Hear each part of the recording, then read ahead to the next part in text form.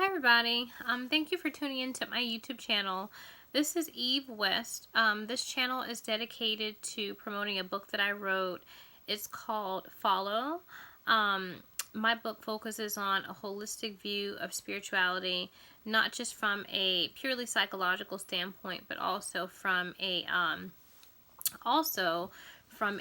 earthly aspect as well. Typically when we think about spirituality, we think about, love, kindness, compassion, all those metaphysical aspects and great aspects of a human being. But the psychological part of us is only an aspect or a variant, if you will, of Christ. But we're also earthly, so we're also reptilian as well. We have a reptilian brain that focuses on the five senses. And so, as a result, I tried to look at spirituality in a more holistic way, although I have a feminine perspective on it. The last video I focused on was Eden, and Eden is was a chapter about the American dream, basically. When we think of Eden in the book of Genesis, we think of a place of abundance, so to speak. And so, we're purposely, our sacral kundalini is purposely deactivated, so we're not able to ground, abundance, Eden, the American dream for ourselves. So, while the powers that be at the top, the people who created this false reality, while they are, enjoying the finer things in life, and, we're the slaves that work for them. So they get to have all the time and money to ground their desires, whereas we don't have those luxuries as they do. So that's what Eden was about mainly. And so this next chapter is called Better Than Sex. It's called Better Than Sex.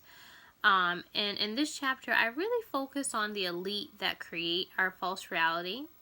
When people think of elite, the prefix L in the word elite stands for the Greek god Saturn. That is the ancient Hebrew name for the Greek god Saturn.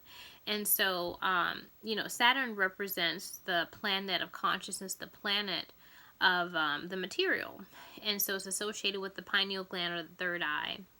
And so this is a very, this is a very debased within humanity. There's a whole lot of Satanism that's fed to us that cultivates desire for the material. And so, whenever we reincarnate, we always reincarnating because of desire. And so the whole matrix is predicated upon desire and actually cultivating a desire within human beings. And so the elite, they have to do this in order to feed upon our energy. And so, when you think about better than sex, you think to yourself, well, what's better than sex, right? Well, for them, sacrificing is better than sex. And, when you think about the Greek god Saturn, or you think about Moloch, which is like the Canaanite, idol, if you will, of Satanism, Saturn and Moloch are synonymous to each other. When you think about, those two deities or whatever you want to call them, and they're depicted in literature, they are depicted eating kids. They're depicting eating children. And so, it yields a whole lot of power. The more innocent the sacrifice, the more power it yields. If you're sacrificing someone who killed someone themselves, then, that's like a karmic exchange. But if you're sacrificing someone who's innocent, it actually yields a great meal on all levels. Physically, mentally, emotionally, you're killing people on multiple levels, as opposed to just the physical aspect. Think of it as like, if someone killed someone but they're being killed, that's a karmic exchange. It's like eating off the dollar menu at the McDonald's.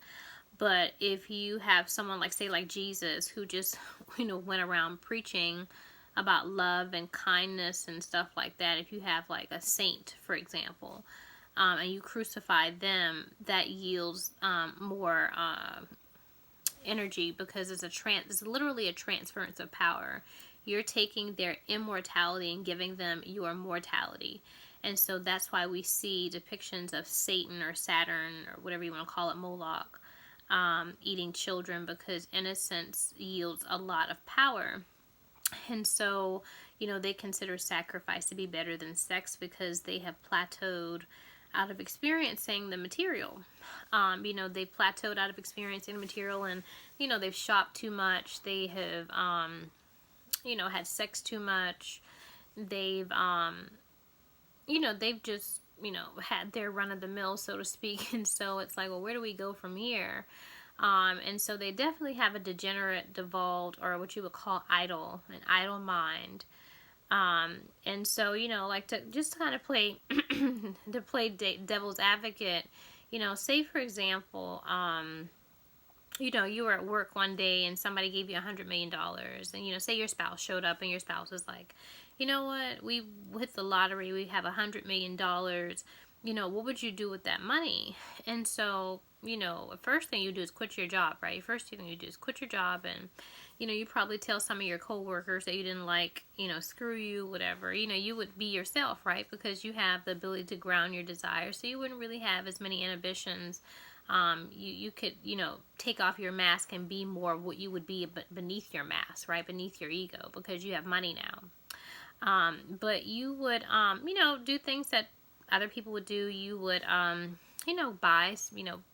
a car, buy a house, go shopping, traveling, whatever you want to do, but would that make you happy? Would that make you happy? And it would make you happy for a little while, definitely. But eventually your mind starts to degenerate and devolve. And so you think to yourself, well, what else can I do? And so you keep pushing the envelope, pushing the envelope, pushing the envelope when it comes to Satanism. And, your mind just degenerates. And so, when I was, focusing on Satanism as I was researching this book, I really thought about, especially like the different topics I talk about, like sex. Satanism involves sex, money, and stuff like that. And I was just like, okay, well, how does the sacral just devolve into such filth and disgust? And I tried not to judge. I'm in a body. I'm an ego, so, it's natural to judge. But, I was thinking to myself, I am everything that I see. I take everything into myself that I see. So, what aspect of me, right, would want to, have certain fetishes, like say, like when I was looking at certain fetishes and people peeing on them. So I was like, okay, what would make somebody, one day say, you know what, I want to piss on somebody, or I want someone to pee on me, like where'd that come from? And so I started reading articles. I was like, I really want to know, and try to empathize and put myself in that person's shoes to see, where is that coming from? And, I remember one article I came across, the person was talking about how, they like, people to pee on them, and they like to pee on other people. It's just something different, novel, I guess you would say. And, but they don't like the smell of urine. And so they were like, well, what I would do is I would drink a lot of water, before engaging in the act. And I would encourage my partner to drink a lot of water so the urine wouldn't smell as bad. And so when I really started to look at that from an insightful way, from a third eye, I thought to myself, that's interesting. It's to me, you've taken sex away from the feeling body, and you have put it with your, you've put it with your psychological mind. And I remember when I first embarked on my, spiritual path, whatever you want to call it, I came across a spiritual teacher. I think he classifies himself as a mystic. His name is Sadhguru. And so when he talks about spirituality, he talks about how spirituality is not something for the mind, it's something for the body. And when you put it, in the place of the metaphysics of the mind, in a way, you've perverted it. And so the reason why sex is so debased is because it's purely, it's been taken away from the body, and it's been made something very psychological. And so, we can take that and empathize. I wouldn't say empathize, but, empathize. Put yourself into the shoes of a Satanist and to really understand that, you know, the more stuff you have, the more you push the envelope in experiencing the material until, you know, you become totally severely imbalanced, if you will. And so, you know, you can see different examples of this, like in the movie 50 Shades of Grey, and how, you know, Christian Grey, he, you know, he's an exacerbated reptilian left brain character, a typical elitist. And he does, you know, he has singular taste, right? He does things that, you know, normal people don't do, you know, making contracts for people to beat them and to torture them. You know, it's like, you know, how do you devolve into that? You know?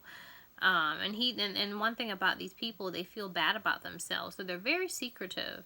You know, if you look at movies like Eyes Wide Shut, you know, 50 Shades of Grey, you know, they definitely hide behind a mask. They don't want people to know. You have to have a contract. You have to, you know, when they're at their satanic ritual abuse orgies, they have masks on. Even among their brethren, they have masks on. Why do you need to wear a mask? Take off your mask. All of you are, you know, have problems here. But even among themselves, they don't like to take off their mask and really see themselves for who they really are. And so these people have a whole lot of guilt. Although they tell humanity you have unconscious guilt and you shouldn't be guilty, but they have guilt. They feel bad about the way that they are and how they've devolved from their fallen state. And so, you know, this chapter is really just about painting a picture of them, and I use various constructs of the Matrix, you know, different movies like Gladiator, The Hunger Games, you know, just different, you know, media and entertainment to really paint a picture of who the elite really are, and, you know, why we're trapped in physicality and why we're made slaves for our energy, because, you know, they're Satanists and they plateaued out of experiencing the material, and so they need our suffering and toil to just to feel better, and to get an emotional charge. You know, whenever you have too much stuff, you get detached from your emotional body. You don't really care. You become a sociopath. You and you don't care about other people. You know, you're totally narcissistic and you're trying not to get sick. It's like a vampire who needs blood. You know, it's like, I need blood to survive. I need to kill people in order to survive. And so, you know, they do things to make normal people feel bad. It's very sad. You know, like I remember in one of my later chapters, I talk about, there's a movie I love. It's called The Devil Wears Prada. It's not in this chapter, but in one of the other chapters I talk about Miranda Priestley. She is the main character in The Devil Wears Prada, or one of the main characters, played by Meryl Streep, and she's an elitist. She's a publicist at a fashion magazine called Runway.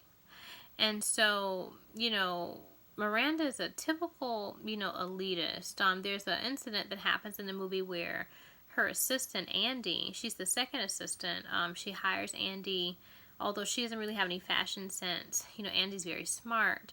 But eventually, having spent some time at the magazine, you know, Andy acquires her fashion sense, and, you know, she's more divergent. You know, not only is she pretty and stylish, but she's also smart.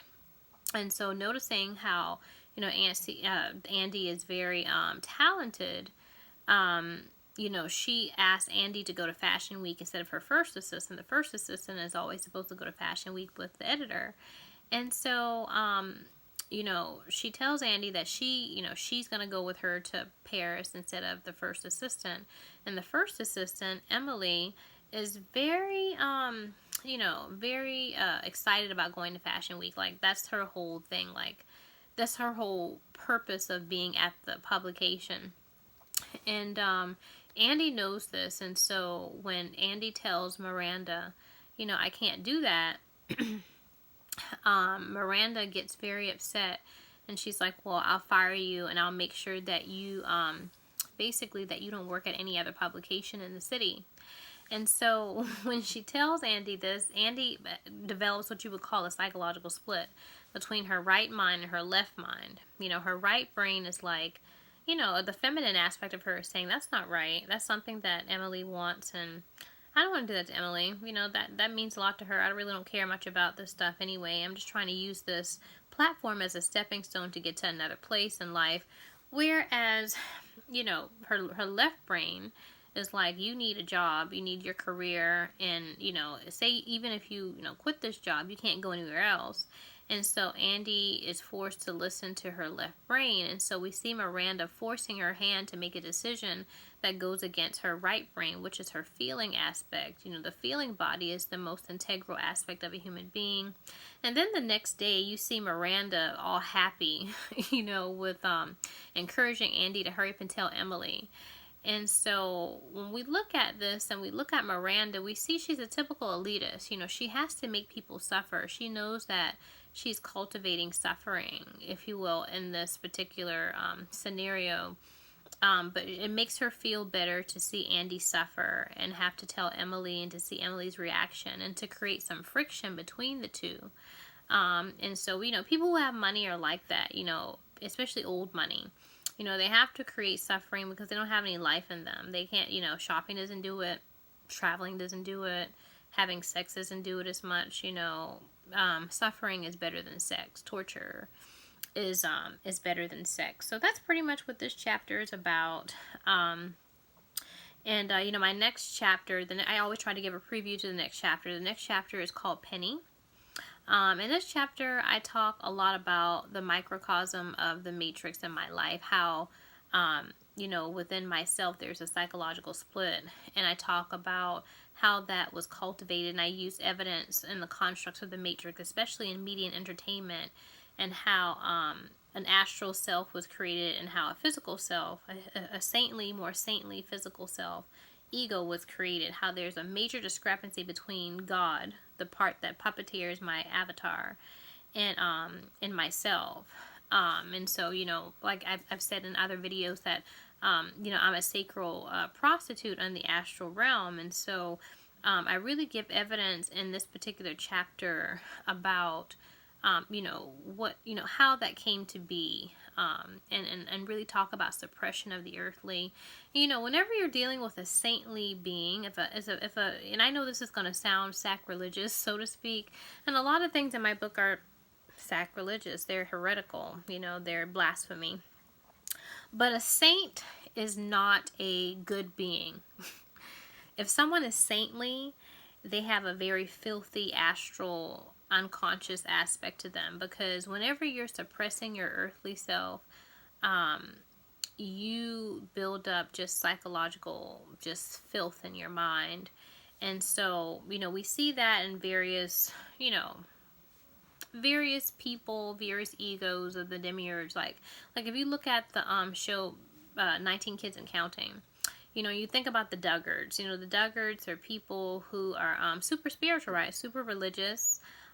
You know, they value the spiritual a lot. But, you know, there was a scandal that came out with child sexual abuse, and how many of the girls in the family were abused, sexually abused as kids. And so basically that happened because they're super duper saintly, super duper right-brained spiritual. And so whenever you are inflating your spiritual right brain and deflating your physical, you know, left brain, you know, aspect of yourself, you're creating phantoms. And so eventually those phantoms will come out. That suppression will come out in very nasty, disgusting ways. You know, even if you look at the Catholic Church, you know, when you look at the Catholic Church and the priests of the Catholic Church, you know, they're forbidden to marry. You know, they're forbidden to copulate with women. And so, you know, they molest kids and have sex with the nuns and stuff like that, because, you know, they can't really be who they are. We're not just spiritual, we're earthly as well.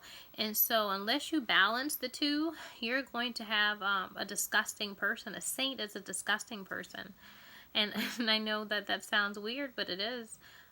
If you're really good in this reality, you're really bad in another reality. If you're really bad in another reality, you're really good in this reality. You know, it's a vice versa thing. So the purpose is to bring the unconscious with the consciousness and to integrate the two so you can have balance. But this whole reality and the puppeteers of this reality is to create imbalance and to create disintegration and to create us in prevent us from meeting ourselves and joining with ourselves, so we can ascend off of the earth plane. So you know, that's pretty much what the preview is for the next chapter. So I will see you guys in my next video with Penny.